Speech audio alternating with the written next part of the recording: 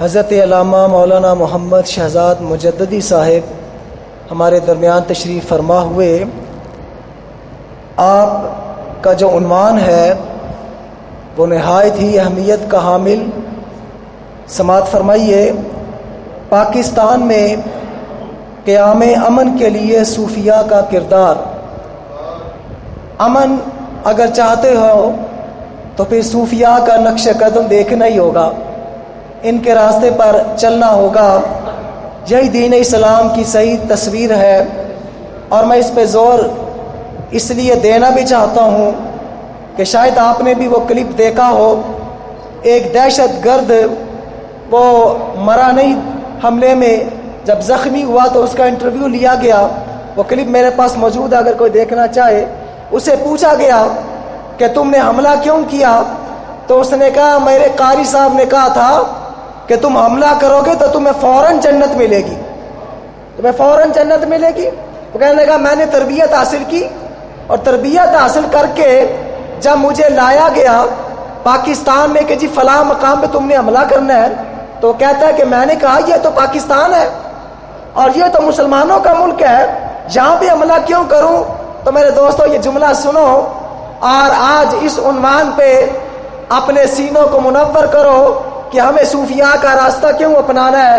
وہ دہشت گرد کہنے لگا کہ میں نے جب قاری صاحب سے کہا کہ یہ تو مسلمان ہے، مسلمانوں پہ حملہ کیوں کروں؟ تو اس نے کہا کہ میرے قاری نے کہا کہ یہ جو مسلمان تم جسے سمجھ رہے ہو یہ امریکہ کے کافروں سے بھی زیادہ برے ہیں، اس لیے کہ یہ مزارات اولیاء پہ جانے والے ہیں، یہ کہ مزارات اولیاء پہ جانے والے ہیں، اس لیے ان کو بم مارو، ان پہ گولیاں چلاؤ اور ان کے مال و موبائل کو لوٹو۔ میرے دوستوں دیکھنا ہوگا اسلام کی صحیح تصویر کیا ہے۔ کیا وہ حدیث آپ کے سامنے نہیں ہے کہ جامع حضور نے فرمایا تھا اگر تم میں سے کوئی ہماری مسجدوں میں آئے یا کسی ایسی جگہ پہ جائے جہاں پہ رش ہو، تو میرے حضور نے فرمایا تھا اپنے تیر کا جو تیز والا حصہ ہوتا ہے اسے اپنے ہاتھ میں پکڑ لو، کہیں کسی دوسرے مسلمان کو خراش تک نہ لگ جائے۔ اسلام تو یہ تعلیم دیتا ہے۔ صوفیاء تو محبت پھیلاتے ہیں، صوفیاء نے تو صاحب اپنے آپ کو پیچھے کر کے لوگوں میں تقسیم کیا، بانٹا۔ آج اسی عنوان پہ گفتگو کرنے کے لیے ہمارے دور حاضر کی جو خود بھی صوفی ہیں اور محقق ہیں، سقا عالم دین ہیں، میری مراد حضرت علامہ مولانا محمد شہزاد مجددی صاحب، آپ تشریف لاتے ہیں اور اپنی نورانی گفتگو سے ہمیں مستفید فرماتے ہیں۔ حضرت علامہ مولانا محمد شہزاد مجددی صاحب۔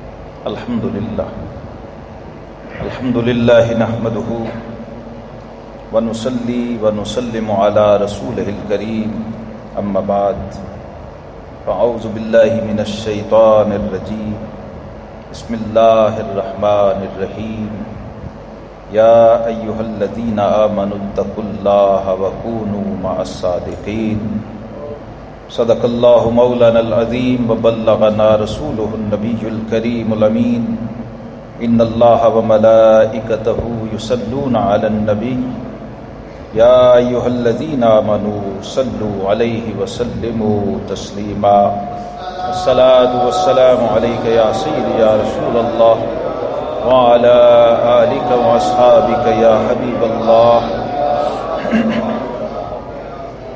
الصلاة والسلام علیک یا سیدی یا رسول اللہ وعلی آلک واصحابک یا حبیب اللہ، الحمدللہ منشی الخلق من عدمی، ثم الصلاة علی المختار فی القدم، مولایا صلی وسلم دائما ابدا علی حبیبک خیر الخلق کلہم، ہر کے خواہد ہم نشینی با خدا، او نشینت در حضور اولیاء، یک زمانہ صحبت با اولیاء، بہتر از 100 سال طاعت بے ریا۔ گرامی قدر معزز مکرم میزبانان گرامی قدر، صاحبزادگان سرور ملت حضرت صوفی غلام سرور صاحب نقشبندی مجددی رحمہ اللہ تعالی، علماء کرام، اہل نسبت، اہل محبت، ارباب طریقت، السلام علیکم ورحمۃ اللہ۔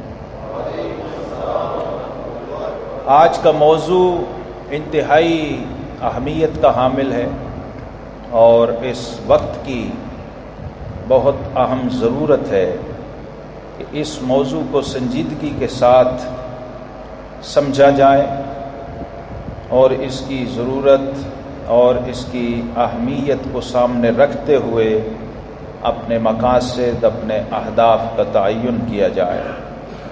فی زماننا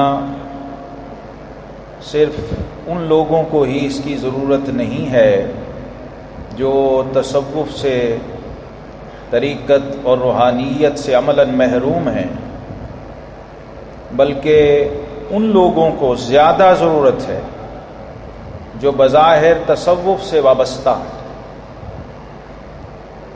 میں یہ سمجھتا ہوں کہ اس موضوع پر ہمیں اس کو ری وزٹ کرنے کی ضرورت ہے، کیونکہ جب تک گھر والا نہ جانتا ہو گھر میں کیا ہے تو باہر والے کو کیسے دعوت دے سکتا؟ تو ہم لوگ اس اعتبار سے جو اہل نسبت ہیں، جنہیں حضرات صوفیہ کرام کے ساتھ وابستگی ہے، ہم مسئول ہیں اور ہم ذمہ دار ہیں۔ اس ذمہ داری کو ہمیں محسوس کرنا چاہیے سنجیدگی کے ساتھ کہ اس دور کا یہ سب سے بڑا چیلنج، اس کا جواب کیا ہے، اس کا حل کیا؟ ٹیررزم، دہشت گردی اور اس کی مختلف صورتیں، انتشار اور فساد فی الارض اور اس کے مختلف مظاہر، اور یہ کیوں وجود میں آ گئے، کیا ہوا، کون سی جگہ خالی رہ گئی، کہاں بلینکس تھے جنہیں فل کرنے کے لیے یہ طبقہ آیا، اور وہ بلینکس کیوں آئے؟ حضرت علامہ نے کتنے سال پہلے یہ بات کہی تھی، 300 سال سے ہیں ہند کے میخانے بند، 300 سال سے ہیں ہند کے میخانے بند، اب مناسب ہے تیرا فیض وہ عام ایسا۔ ہم لوگ بہت زیادہ محتاج ہیں کہ ہم جانیں ان اکابر کی مسائی کو، اپنے بزرگوں کو، اپنے اسلاف کو، کہ انہوں نے دنیا کو کس طرح امن کا پیغام دیا، اور صرف پیغام نہیں دیا، امن کا گہوارہ بنا کے دکھا۔ صوفی میں اور ایک عام مبلغ میں یہ فرق ہوتا، مبلغ صرف میسج دیتا ہے اور پہنچاتا ہے، صوفی جو کہتا ہے وہ کر کے دکھاتا ہے۔ صوفی یہ نہیں ہوتا کہ خبر دے کے چلا جائے کہ اچھا بھائی یہ ہوگا، وہ تو واعظین ہمیشہ سے کرتے آئے۔ صوفی کا کمال یہ ہے کہ اس کا کال اس کا حال ہوتا ہے، اس کے کال اور حال میں تضاد نہیں ہوتا، اور صوفی کا یہ کمال ہوتا ہے کہ جہاں صوفی بیٹھ جائے اس کے وجود سے ہی امن، محبت اور آشتی کی شعائیں پھوٹ رہی ہوتی ہیں، اور صوفی جب دنیا سے چلا جائے تو یہی انوار اس کے مزار سے جاری ہو جاتا، جو اس کے مزار کی حدود میں چلا جاتا ہے اسے بھی امن اور سکون نصیب ہو۔ اور اس میں کمال یہ ہے، لطف کی بات یہ ہے کہ صوفی کوئی قید نہیں لگاتا، صوفی یہ نہیں کہتا کہ آنے والا کون ہے، وہ یہ نہیں پوچھتا، بلکہ پہلی خانقاہ جو اس امت میں بنی، ہم بورڈ لگاتے ہیں اپنے اپنے اداروں پر، صوفی نے جو اپنے ادارے پہ پہلا بورڈ لگایا اس پر بس اتنی عبارت لکھی کہ ہر کے اینجا بے آیت نانش بے دہید و مذہبش مپرسی، فرمایا جو مسافر، جو راہگیر، جو اللہ کا بندہ اس خانقاہ میں آ جائے، اس کا دین، مذہب، مسلک مت پوچھنا، پہلے اسے روٹی دینا، پہلے اس کے سامنے لنگر رکھنا، پہلے اس کی خیریت پوچھنا، اس کا حال احوال پوچھنا، اس کی خدمت کرنا۔ یہ مت پوچھنا کہ تو کافر ہے کہ مسلمان ہے، ہندو ہے کہ یہودی ہے، عیسائی ہے کہ مجوسی ہے۔ کیوں؟ اس کی کیا وجہ؟ کیونکہ صوفی کی دینی اپروچ اتنی وسیع ہوتی ہے کہ عارف رومی فرماتے ہیں عاشقاں را مذہب و ملت خداست، ملت عشق از ہما دیہا جداست۔ وہ کہتے ہیں جو عشق کا مذہب ہے، جو عشق کا مسلک ہے، وہ سارے عقیدوں سے، سارے مسلکوں سے جدا ہے۔ کیوں؟ کہ عاشقاں را مذہب و ملت خدا، عاشقوں نے اپنا مسلک ذات باری تعالیٰ کو بنایا، اور ذات باری تعالیٰ کا مسلک کیا ہے؟ الخلق عیال اللہ، احبهم الی اللہ من انفعهم لخلقی، الخلق کلهم عیال اللہ۔ انسان تو اشرف المخلوقات ہے، انسان کی تو بڑی شان ہے۔ صوفی تو کہتا ہے کہ ایک جانور اور حیوان وہ بھی اللہ کی فیملی کا حصہ ہے، مخلوق اللہ کا کنبہ ہے۔ نبی رحمت صلی اللہ علیہ وسلم نے ارشاد فرمایا مخلوق اللہ کا کنبہ ہے۔ انسان نہیں کہا، جن نہیں کہا، فرشتہ نہیں کہا، مخلوق کہا۔ حضرات گرامی اس پہ توجہ فرمائیے۔ صوفی کی فکری اپروچ اور کینوس کتنا وسیع ہے۔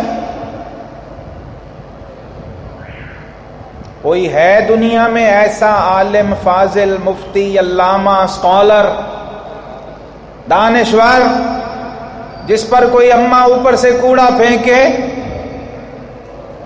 اور وہ بڑی پیار سے، محبت سے وہاں سے گزر جائے؟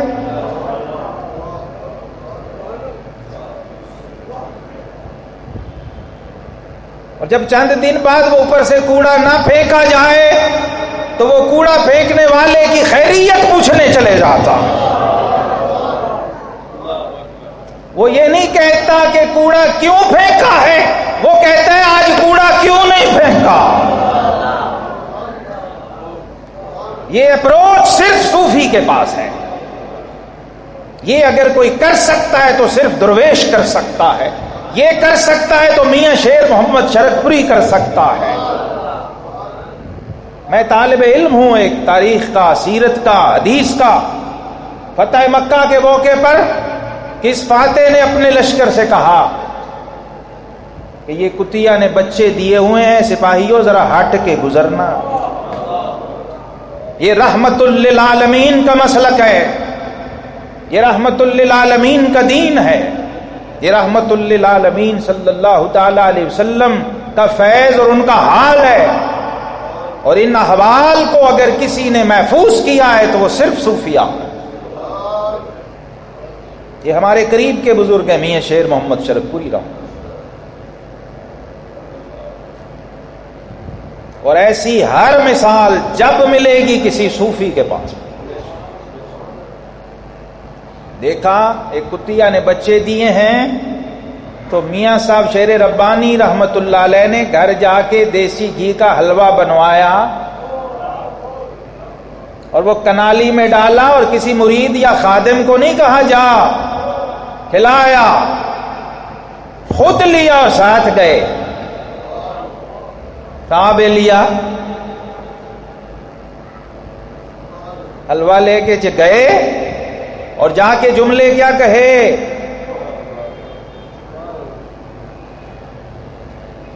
اس صوفی اپروچ پر اگر کل کتب خانے وار کے پھینک دیے جائیں تو معمولی بات ہے۔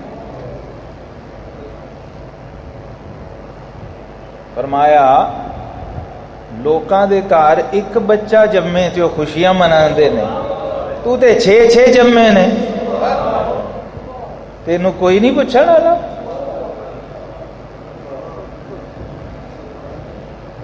یہ عارف کی اپروچ ہے. الخلق و عیال اللہ کی روح کو جو سمجھتا ہے وہی یہ کر سکتا ہے.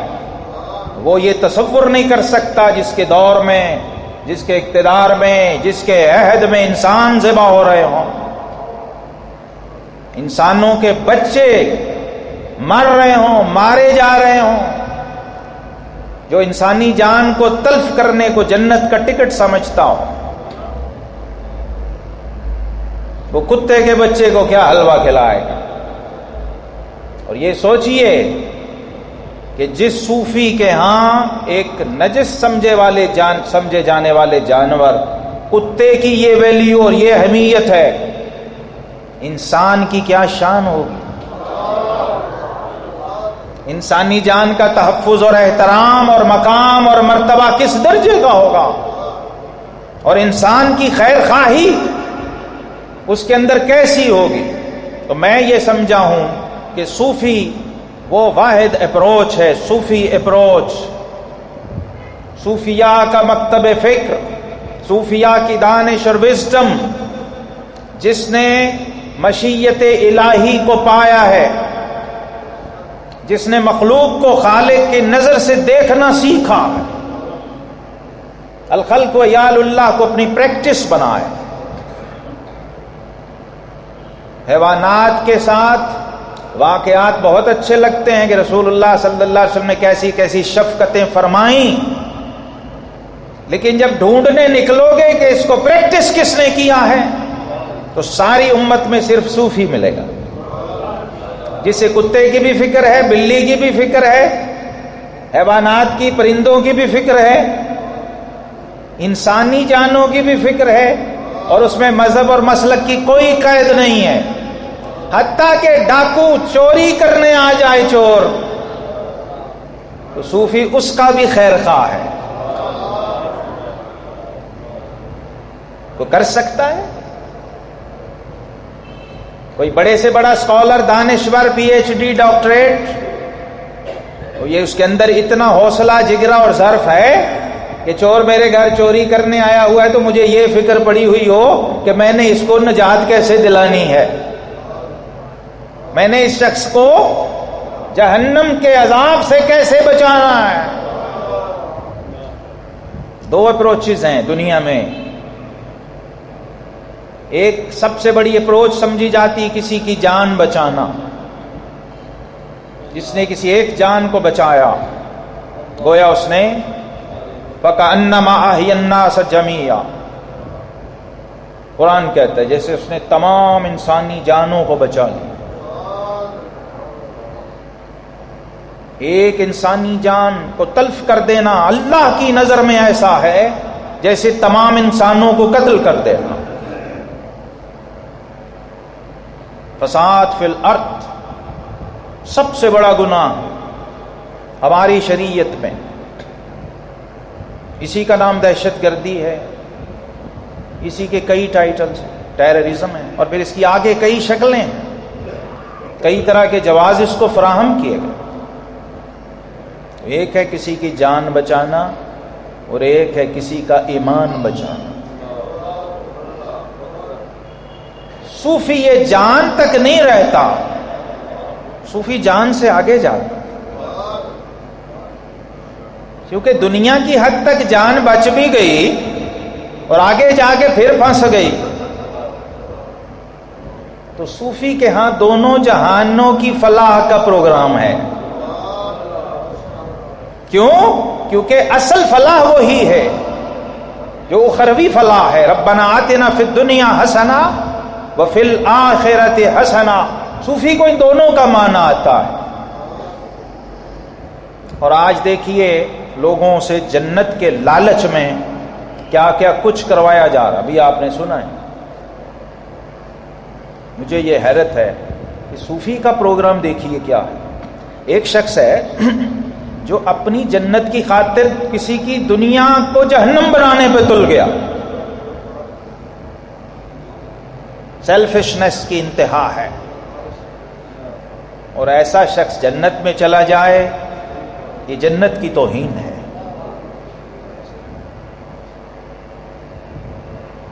صوفی کی اپروچ دیکھیے کیا۔ حضرت سیدنا فرید الدین مسعود گنج شکر رحمت اللہ تعالی علیہ فرماتے ہیں کہ یا جنتی جنت کی طرف لائن بنا کے اور جہنمی جہنم کی طرف قطار بنا کے جا رہے ہوں گے تو ہم صوفی لوگ اپنے خیمے جہنم کے کنارے گڑوا کے بیٹھ جائیں گے۔ مجھے قرآن نے کہا نا یا ایھا الذین آمنوا اتقوا اللہ وکونوا مع الصادقین، ایمان والو اللہ سے ڈرتے رہنا، اور اللہ سے ڈرنے کی نشانی یہ ہوگی کہ تم سچوں کے ساتھ ہو گئے۔ اس میں بہت باریک بات سمجھنے والی یہ ہے کہ رب کائنات نے ہمیں خود ہدف یہ دیا کہ سچوں کے ساتھ رہنا۔ یہ بہت قابل غور بات ہے، سچوں کے ساتھ، ان کی معیت میں رہنا۔ اگر سچے نہ ہوئے تو بھی ان کے ساتھ رہنا، اگر تم سچے نہ بھی ہوئے تو سچوں کے اس کا فائدہ کیا ہوگا؟ اس کا فائدہ یہ ہوگا کہ انت مع من احببتا۔ نبی کریم علیہ السلام نے فرمایا بندہ قیامت کے دن اسی کے ساتھ ہوگا جس سے محبت رکھتا ہو۔ جب سچوں کے ساتھ رہے گا تو تو بھی سچا بن جائے گا، سچ بولنا آ جائے گا، اور اگر اس میں کوئی کمی بھی رہ گئی معیت میں کمی نہ رہنے دینا۔ سیدنا ابو ذر غفاری رضی اللہ نے پوچھا کہ یا رسول اللہ صلی اللہ علیہ وسلم، کوئی شخص کسی قوم سے محبت رکھتا ہو لیکن اس کے اعمال ان جیسے نہ ہوں،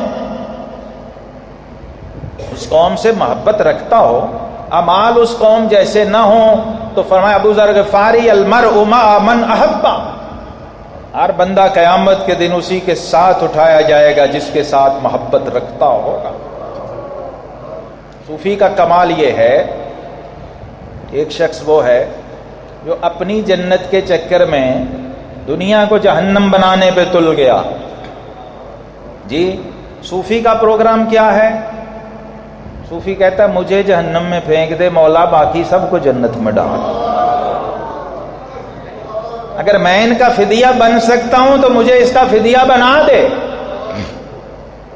بابا صاحب رحمت اللہ تعالی علیہ فرماتے ہیں کہ ہم اپنے خیمے گڑوا کے بیٹھیں گے اور اس وقت تک جنت میں نہیں جائیں گے جب تک اپنے چاہنے والوں کو ساتھ نہ لے جاؤں۔ رب کی بارگاہ میں ان کی سفارش کریں گے، درخواست کریں گے، عرضیاں پیش کریں گے کہ مولا کریم یہ تو ہمارے محبت والے تھے، ہمارے چاہنے والے تھے۔ اب صوفی کا یہ فیض ہے کہ جو اس کے ساتھ وابستہ ہو جائے، صوفی کے ساتھ جڑ جائے، اس معیت کے تقاضے کو وہ نبھا لے، تو کمال دیکھیے کیسا ہے۔ وہ خود غوث اعظم نہیں ہے لیکن اٹھایا غوث اعظم کے ساتھ جائے گا۔ وہ خود خواجہ معین الدین چشتی نہیں ہے، معیت کی وجہ سے اٹھایا ان کے ساتھ جائے گا۔ وہ خود بہاؤالدین شاہ نقشبند نہیں ہے، اٹھایا شاہ نقشبند کے غلاموں میں جائے گا۔ وہ خود شیخ احمد سرہندی مجدد الفسانی نہیں ہے لیکن مجدد پاک کے غلاموں میں اٹھایا جائے گا۔ یہ معیت کا جو پروگرام ہے اصل میں وہ اس لیے رکھا گیا کہ جب صوفی کے ساتھ جڑ کے رہو گے تو صوفی کی صحبت، صوفی کا فیضان نسبت وہ تم پہ اثر انداز ہوگا، تمہاری طبیعتیں اور مزاج صوفی ازم میں ڈھلیں گے۔ اور صوفی کا میسج کیا ہے کہ لوگو یہ مخلوق اللہ کا کنبہ ہے۔ صرف انسانوں کی بات نہیں ہو رہی، اس مخلوق کی جتنی خدمت کرو گے احبہم الی اللہ من انفعہم لعیالی، فرمایا اللہ کے اتنے محبوب بنتے جاؤ گے۔ سلسلہ سہروردیہ کے عظیم بزرگ حضرت شیخ سعدی شیرازی رحمت اللہ تعالی علیہ، شیخ شہاب الدین سہروردی کے خلیفہ ہیں، خواجہ بہاؤالدین زکریا ملتانی کے پیر بھائی ہیں، اور ان کا لکھا ہوا کتاب آج بھی UN کی بلڈنگ پر کندہ اور ثبت ہے، جو براک اوباما نے انگریزی ترجمہ کرا کے ایران کے صدر کو گفٹ کیا۔ حضرات گرامی، صوفی یہ ہوتا ہے، اپنی وفات کے 700 سال بعد بھی اپنے میسج کے ساتھ اقوام متحدہ کی بلڈنگ کے اوپر بیٹھا ہوا ہے۔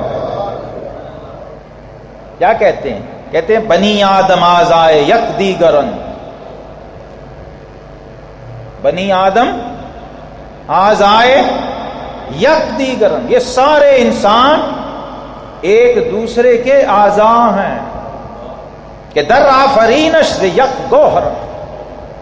وہ جو خطبہ حجۃ الوداع میں رحمت عالمین صلی اللہ علیہ وسلم نے پیغام دیا تھا کہ اے لوگو کلکم من آدم و آدم من تراب، تم سب اولاد آدم ہو اور آدم مٹی سے بنے تھے۔ جناب سعدی نے اسی کا ترجمہ کیا اور وہی عبارت آج UN کی بلڈنگ کے اوپر سجی ہوئی۔ یہ صوفی اپروچ کا کمال ہے، ماشاء اللہ۔ یہ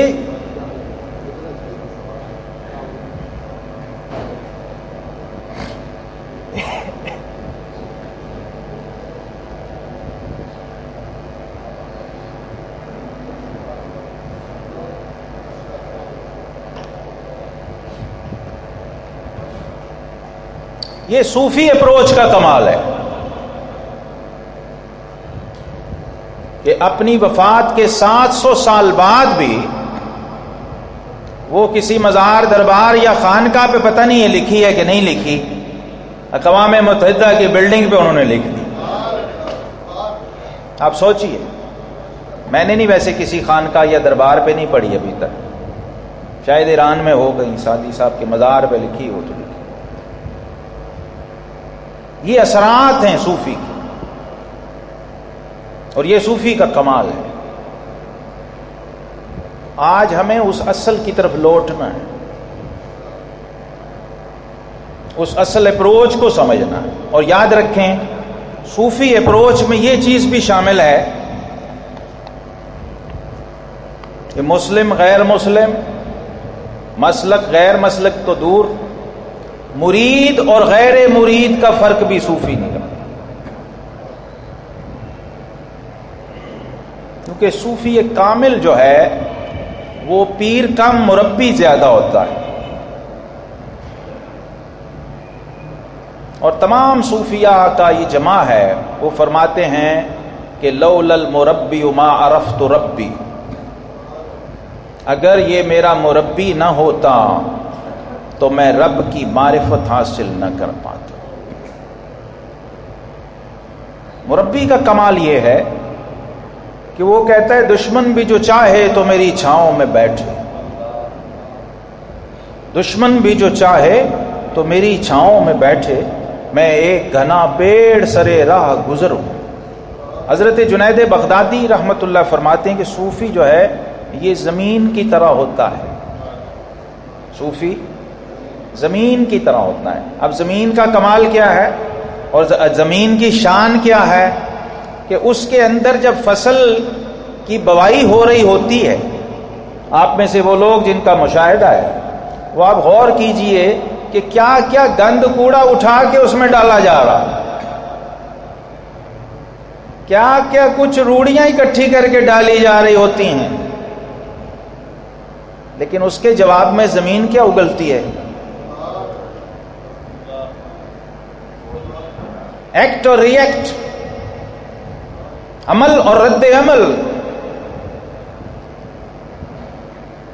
حافظ شرازی رحمہ اللہ مجھے یاد آ گئے، وہ فرماتے ہیں بدیرہ بدی سہل باشد جزا، بدی کا بدلہ بدی دینا یہ تو بہت ہی آسان کام ہے، اگر مردی احسن الی من اساء، کہتے ہیں اگر مرد ہے تو اس کے ساتھ بھلا کر کے دکھا جو تیرے ساتھ برا کر رہا ہے۔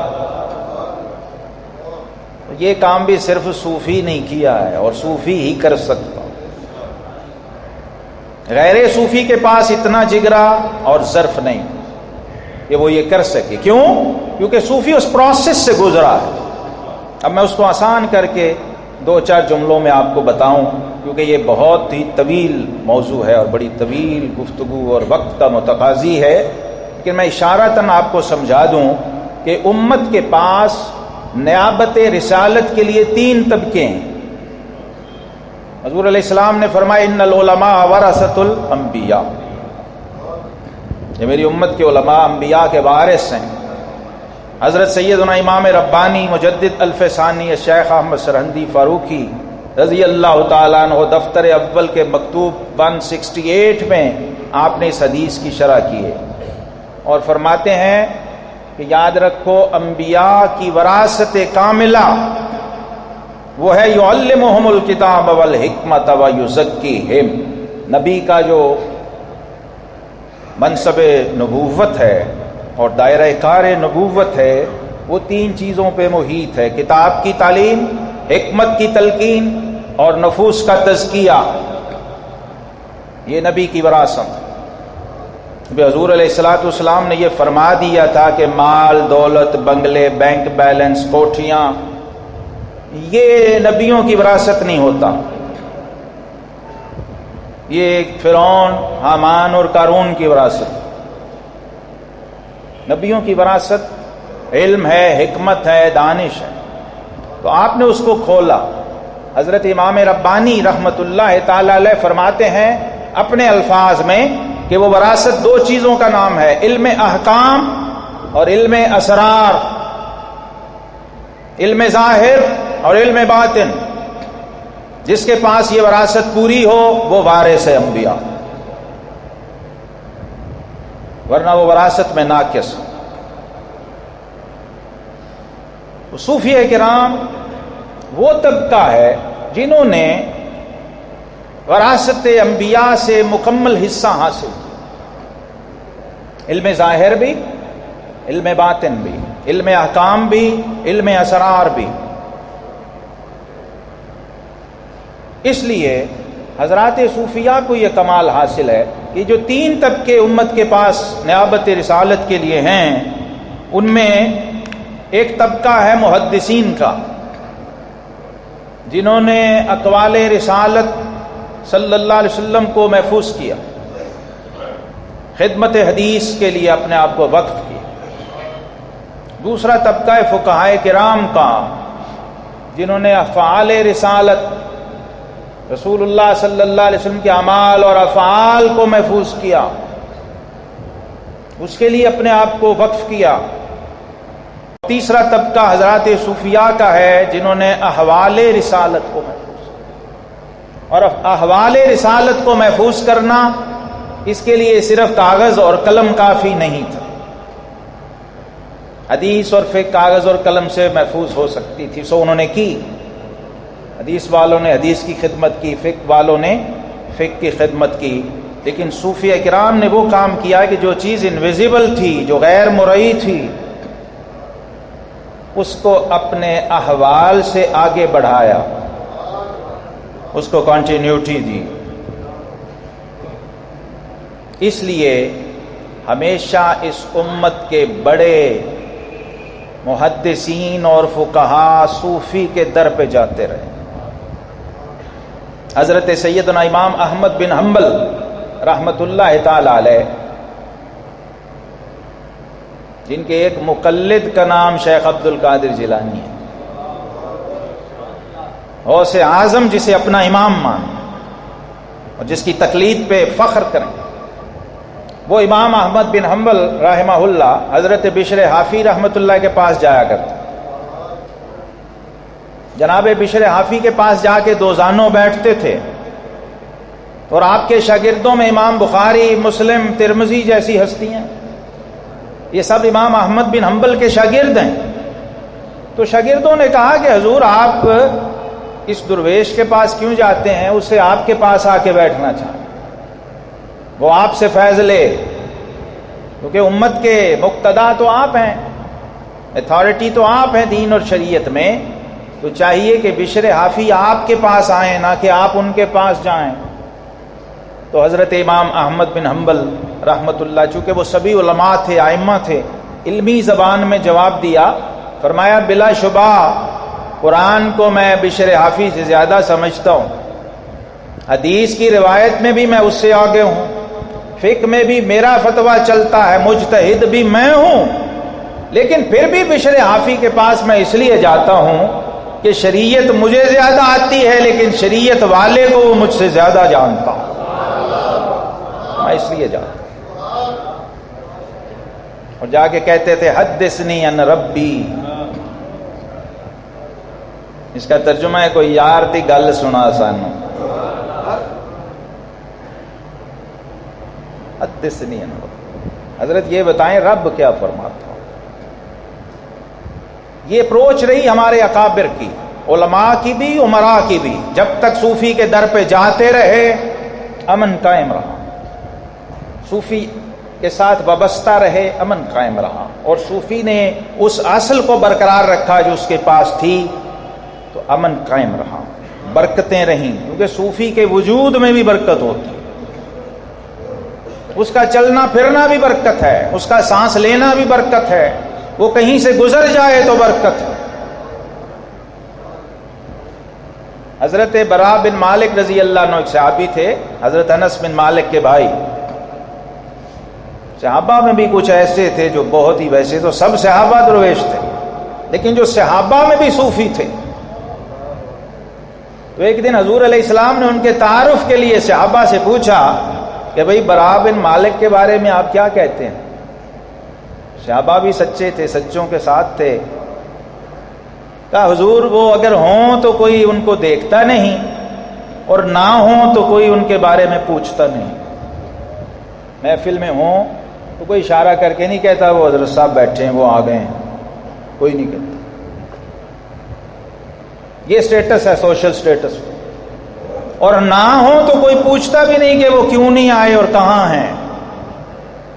تو نبی رحمت صلی اللہ علیہ وسلم نے فرمایا یہ تو تمہاری نظر میں ہے، برا اپنے رب کی نظر میں یہ شان اور عظمت رکھتا ہے کہ لو اقسم علی اللہ لابرہ، فرمایا اگر برا بن مالک اپنے رب کو کسی بات کی قسم دے دے کہ اللہ یہ کر، تو فرمایا اللہ ایک لمحے کی تاخیر کے بغیر وہ کر دیتا۔ اور صحابہ نے پھر اسے چھوڑا نہیں، بھولے بھی نہیں۔ امام واقدی نے لکھا ہے کہ غزوات کے اندر جب برا بن مالک ہوتے نا تو صحابہ ان کے قریب قریب رہتے تھے، اور پھر جب ذرا مشکل گھڑی آتی، دشمن کا غلبہ ہوتا تو کہتے یا برا اقسم علی ربک، برا قسم دے اپنے رب کو، وقت آ گیا ہے، اس وقت ضرورت ہے کہ اللہ مسلمانوں کو فتح دے۔ یہ صوفیہ وہ لوگ ہیں جن کے بارے میں حضور علیہ السلام نے فرمایا وَبِهِمْ يُمْتَرُونَ وَبِهِمْ يُرْزَقُونَ وَبِهِمْ يُنْصَرُونَ، اے لوگو یہ وہ لوگ ہیں جن کی برکت سے آسمان سے بارشیں برستی ہیں اور زمین فصلیں اگلتی ہے، اور انہی کی برکت سے دشمنوں پہ فتح عطا کی جاتی ہے۔ یہ وہ لوگ ہیں، نظر نہ بھی آ رہے ہوں، کام کر رہے ہوتے ہیں، ان کا فیض جاری۔ حضرت امام ربانی فرماتے ہیں ضروری نہیں کہ کوئی قطب ارشاد کو جانتا ہو، شرط صرف یہ ہے کہ اسے مانتا ہو، تو اس کا فیض روئے زمین پہ کہیں بھی ہو اسے پہنچ جاتا، سوائے اس کے منکر کے فیض اسے پہنچتا ہے۔ تو حضرات محترم، امہات الکتب میں سے تصوف کی میں ایک بات عرض کر دوں، رسالہ قشیریہ میں امام ابو القاسم القشیری رحمہ اللہ نے لکھا صوفی اپروچ کیا ہے، یہ بات میں زور دے کے کہہ رہا ہوں، یہ اپروچ آج کے بعد کے صوفی کی اپنی بنائی ہوئی نہیں ہے۔ صوفی اپروچ انبیاء کرام کی وراثت ہے، اور یہ منشأ ازدی ہے۔ اللہ یہ چاہتا ہے کہ یہ ہو، یہ نظام، یہ سسٹم میری زمین پر نافذ رہے اور میری کائنات میں نافذ رہے، کیونکہ رب کائنات کا اپنی پروگرامنگ رب العالمینی ہے، اس کی اپروچ عالمین ہے، صرف وہ نہیں ہیں جو اسے مانتے ہیں، وہ بھی ہیں جو اسے نہیں مانتے، وہ ان کا بھی رب ہے اور ان کا بھی رازق ہے۔ تو امام قشیری لکھتے ہیں کہ سیدنا ابراہیم علیہ الصلوۃ والسلام، ابراہیم خلیل، آپ کا یہ ہمیشہ سے شیوا تھا کہ کبھی اکیلے کھانا نہیں کھاتے تھے۔ تو یہ سملیرٹیز آپ دیکھیں گے صرف صوفی میں ملیں گے، اکیلے کھانا نہیں کھاتے تھے، اور اپنی جو آستانہ تھا آستانے پہ کوئی دروازہ تھا ہی نہیں، چاروں طرف کھلے درے تھے، اوپن، مشرق مغرب شمال جنوب، اور وہ سرے راہ تھا کہ کوئی ادھر سے آ جائے، کوئی ادھر سے آ جائے، کوئی ادھر سے آ جائے، اور جب کوئی نہیں آتا تو 2-2 میل تک خود ڈھونڈنے جاتے تھے۔ یہاں تک کہ قرآن میں ہے اللہ نے ایک بار فرشتے بھیج دیے تھے کہ جاؤ میرا خلیل بھوکا بیٹھا ہے، اس کے ساتھ بیٹھو۔ تو ایک دفعہ دیکھا کوئی نہ ملا تو ایک 80 سال کا سفید ریش بوڑھا جا رہا تھا، اسے پکڑ لائے کہ کھانا کھاؤ گے؟ انہوں نے کہا ہاں کھاؤں۔ فرمایا آ جاؤ تمہاری مہربانی سے، بڑے آؤ بھگت کے ساتھ لائے، بٹھایا، تو اسے کہا کہ بسم اللہ پڑھو، اللہ کا نام لو اور شروع کرو۔ اس نے کہا میں تو مسلمان نہیں ہوں، میں تو اللہ کو نہیں جانتا نہ مانتا ہوں، میں تو مجوسی ہوں، آتش پرست ہوں۔ تو جلال میں آ گئے، خلیل تھے نا، بھائی تو اللہ کا نام نہیں لیتا، اللہ کا رزق کھاتا ہے، اللہ کو نہیں مانتا، مسلمان نہیں، چل اٹھ بھاگ جا، مجھے نہیں، میں نے کھانا کھلایا۔ انہوں نے کہا بھی نہ کھلاؤ، خود ہی تو میں نے کب مانگا ہے، آپ خود ہی لائے ہو، مجھے نہیں کھلاتے تو نہ کھلاؤ۔ وہ چل پڑا تو رب کائنات نے فرمایا، رب جلیل نے فرمایا، اے خلیل 80 سال سے یہ بوڑھا مجھے نہیں مانتا، میں اسے روز 2 ٹائم روزی دیتا ہوں، تو 1 ٹائم کا کھانا نہیں کھلا سکا؟ تو جناب خلیل بھاگے ہوئے گئے اور اس مجوسی سے کہا کہ جناب آپ کی مہربانی، آپ آ جائیں واپس اور کھانا کھا لیں۔ انہوں نے کہا اب کیا ہو گیا ہے؟ ان کا میرا رب مجھ سے ناراض ہو گیا تمہاری وجہ سے۔ اچھا ایسا بھی رب ہوتا ہے جو غیروں کے لیے اپنوں سے ناراض ہوتا ہے؟ کہا ہاں میرا رب وہی ہے۔ تو انہوں نے کہا پہلے میں اس رب کو مان لوں پھر اس کا کھانا کھاؤں گا، مجھے کلمہ پڑھاؤ اور مسلمان کرو۔ جناب عبداللہ بن مبارک صوفیوں کے امام اور مجاہدوں کے بھی امام، کتاب الجہاد کے مصنف، کتاب الزہد بھی انہوں نے لکھی، کتاب الجہاد بھی انہوں نے لکھی۔ اس میں لکھتے ہیں، اس میں آپ خود جہاد کر رہے تھے عملاً میدان میں، ایک کافر کے ساتھ لڑائی ہو رہی تھی، کافر بھی بڑا طاقتور تھا، تو عین جنگ میں اس کی عبادت کا وقت ہو گیا، اس کافر کی عبادت کا وقت، وہ سورج کی پوجا کرتا تھا، سورج غروب ہونے والا تھا۔ تو اس نے کہا کہ تم اگر مجھے ٹائم دو 2-4 منٹ، تو میرا ٹائم نکل رہا ہے، سورج غروب ہو جائے گا، میں ذرا 4-5 منٹ میں عبادت کر لوں۔ آپ نے فرمایا اچھا کر لو، پھر لڑ لیں گے۔ یہ صوفی کا کمال، عبادت کر لو۔ تو کہتے ہیں جب وہ ہتھیار چھوڑ کے عبادت میں مشغول ہوا اور یوں جھکا رکوع میں، تو مجھے خیال آیا کہ ابن مبارک دشمن سامنے گردن جھکا کے کھڑا ہے، اس کی تلوار سے گردن اڑا، جنگ ہو رہی ہے، محبت اور جنگ میں سب جائز ہے۔ تو کہتے ہیں ابھی یہ خیال آیا تھا کہ مجھے غیب سے آواز آئی، یوفوا بالعہود ان العہد کان مسئولا، جو طے کر لیا ہے، جو وعدہ کر لیا اس کو پورا کرو، کیونکہ عہد کے بارے میں پوچھا جائے گا۔ تو آپ نے اٹھائی ہوئی لہرائی ہوئی تلوار واپس نیچے کر لی۔ جب وہ فارغ ہوا تو اس نے کہا کیا ہوا تھا، تم نے تو تلوار اٹھائی تھی، پھر نیچے کیوں کر لی؟ تو فرمایا میرا رب مجھ سے خفا ہو رہا تھا کہ تم اپنے عہد کو پورا نہیں کرتے۔ اس نے بھی یہی کہا کہ وہ کیسا رب ہے جو دشمنوں کے لیے دوستوں سے خفا ہوتا؟ کہا ہاں میرا رب تو ایسا ہی ہے۔ تو اس نے کہا پھر پہلے میں تیرے رب کو ہی مان لوں، پھر تیرے ساتھ لڑوں گا، اور کہا کہ جب تو میرے رب کو مان لے تو تیری میری لڑائی ختم ہو جائے۔ یہ صوفی کی اپروچ ہے حضرات گرامی قدر، اور ہر دور میں رہی الحمدللہ، ہر زمانے۔ میں نے میاں شیر محمد صاحب رحمۃ اللہ تعالی کی بات کی ہے، اور بھی ہمارے چشمدید اور ہمارے ایسے بزرگوں سے دیکھے سنے ہوئے واقعات کتابوں کے علاوہ موجود ہیں کہ وہ اگر میں سناتا رہوں بیان کرتا ہوں تو بڑا وقت اور چاہیے، لیکن مقصد یہ ہے کہ وہ میسج ہمارا آگے جائے، ہم پہلے خود سمجھیں۔ سب سے پہلی بات یہ ہے جو تصوف کے ماننے والے ہیں، ہم پہلے خود سمجھ لیں کہ اصل میں صوفی اپروچ ہے کیا، اور اس اپروچ میں اور دوسری مذہبی اپروچز میں فرق کیا ہے بنیادی طور پر، پھر اس کے بعد یہ میسج ہم آگے دے سکتے ہیں، اور پھر ہمیں یہ بات سمجھ آ جائے گی کہ صوفی جنت کو اسی دنیا میں ٹیسٹ کرتا بھی ہے اور ٹیسٹ کرواتا بھی ہے.